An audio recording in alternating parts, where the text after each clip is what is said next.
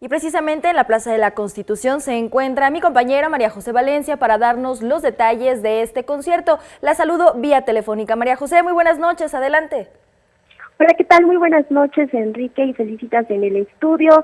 Y bueno, los capitalinos siguen disfrutando del concierto Voces de Mujeres que inició el día de hoy a partir de las 4 de la tarde en el Zócalo capitalino. En este momento, en el escenario se ha presentado el grupo Caña Dulce, Caña Brava, María Daniela y su sonido láser, Eli Guerra, Cecilia Toussaint y cerrará la noche Lila Downs. La cantante Cecilia Toussaint, que es lo que resalta en este evento también, festeja sus 40 años de trayectoria y también te quiero comentar que además es la primera ciudadana que recibirá el título de Patrimonio Cultural Vivo de la Ciudad de México.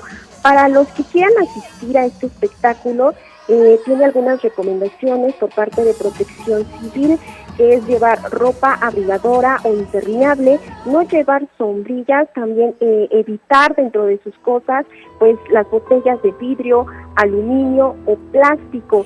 El evento finalizará en punto de las 9 de la noche y para aquellos que utilizarán el sistema de transporte colectivo Metro, este sábado se cerrará a partir de las 20 horas.